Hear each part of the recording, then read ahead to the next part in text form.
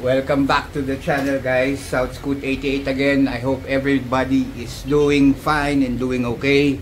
Especially maganda na po ang panahon natin. Sana wala nang mga bagyo and yung mga super typhoon na tangina hanggang signal number 5. Okay guys, ito lately kasi honestly guys, medyo wala tayong oras. Hindi ko masyado na-feature or hindi ko kaka-upload ng videos.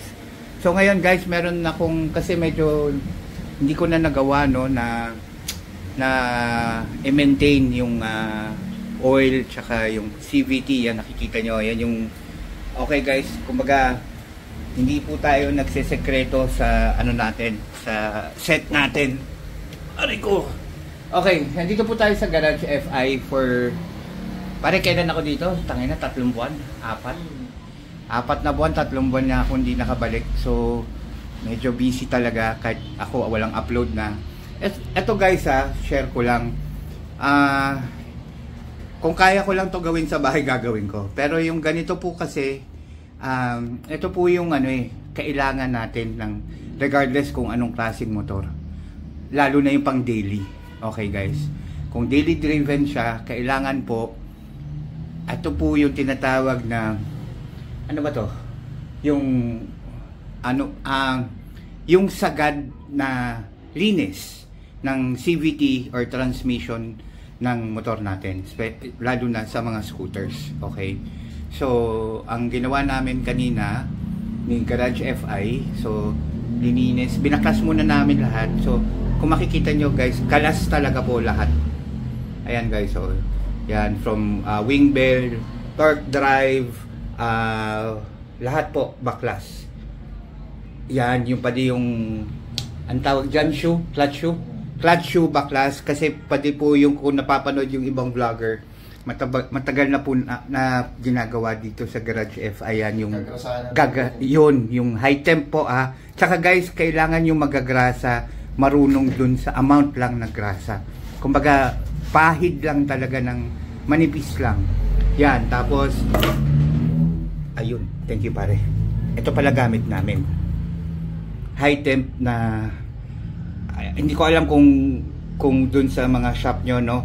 So pero ito po yung gamit namin na high temp. So yan guys, yan yung brand. So yan yung mamaya ipapahid dun ng kailangan tamang amount lang guys. Yan yung magpapalit din. Ito po choice na nung owner, pero ako po kasi medyo syempre maselan tayo, so hindi ko naman po masyado ginagamit yung motor, pero pinalitan na rin po natin kasi magkano lang naman to, parang 150 yata, 100 isa or something. Malaking bagay po yun na plus ito po guys, nakikita niyo yung ang tawag dyan, torque, impact wrench guys. Hindi po lahat ng shop may ganyan kalakas na impact wrench. Kasi ito po, kung nakikita nyo no, malaki po yung pulley niya, drive face. Yan, yung niya. So, ito sa likod. Tsaka lang, liwanagan lang natin guys Yan. Etong part na to, tsaka to sa pulley, tsaka sa torque drive. Yung nut po niyan, malalaki, 26 yata, 27 no? So, kailangan po malakas yung impact. So, pwedeng mangyari sa inyo pagka wag kayo basta-basta magpapagawa. Make sure na yung shop kaya nila, tanungin nyo kung kaya nila yung ganyan. Kasi mahigpit po talaga siya, hindi siya yung normal, yung mga ginagamit sa 150cc na yun kaya yun pero ito medyo matigas talaga siya. So, yan yung gamit ni Garage FI. Pinapabili niya nga daw po ako niyan para ako na lang gumawa sa bahay. Mahal pala po yan, kaya hindi na lang. Tapos ito guys, yan air filter natin. Ito pa pala guys, share ko lang since nakabukas na to. Yang free flow, yan pare? Hurricane no? Hurricane. Yan, so free flow po yan.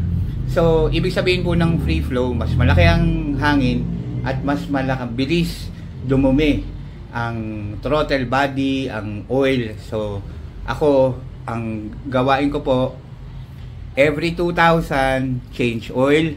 Ang kasama po dun is CVT set, change din. Ito, itong ginawa na to. Pade gear oil, mura lang naman po ang gear oil. So, 200 ml, no? Tama, no? 200 ml po ang gear oil. Tapos, palit din ako ng oil filter. Pagka palit po ang oil filter, ako po, ang best, magkano lang rin po yung oil filter. Sa 180, 190 pesos. So, sabay nyo na rin po. Para, at least, sa maliit na halaga, kung kaya, palitan nyo na rin po. Kasi, para sa benepisyo po yun ng motor natin. Tapos, sinabon po yan. Sinabon lahat. Tapos, anong bang tawag dyan? Kinompressor para matuyo. Yan, guys. So, nandito tayo. So, aircon, solid yung lugar, solo. Maliit lang pero solid. Tapos, ito pa, boss. Ito yung nakakatuwa. Saka naman nakakita, boss. Yung shop owner ang nagpapakain. Sabi ko kasi, tinanong kasi ako nung may-ari, ni Boss Sarsi, kamusta ka na? Ito, sabi ko, medyo tipid-tipid mo. Sabi ko, ka naman? Hindi pa. Tangin na ka, bumili kang pizza mo. Siya magbabayad niyan, soft drinks pizza. So, ganun guys ang sistema dito. So, yan guys. Gusto ko lang share. I'm sure may mapupulot kayo na, yung mga basic. Basta, make sure lang guys na, yung ang importante, marunong, may dunong yung mekaniko. Si Garage FI kasi owner ng shop and mechanic. So, naka-X-Max din po siya na naka-set din. So, yun guys.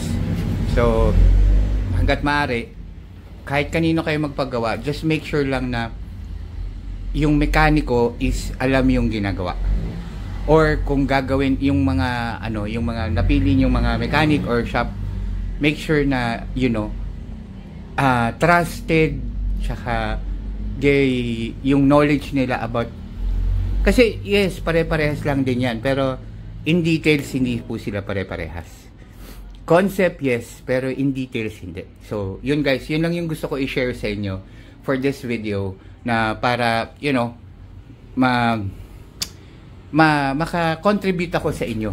Okay guys, yun lang guys. Thank you for watching ha. Thank you for please pala click that notification bell, subscribe to my channel para updated po kayo sa mga uploads natin. So update ko po kayo after this, lahat to na change oil na change engine oil, yun, gear oil, engine oil, saka oil filter na palit.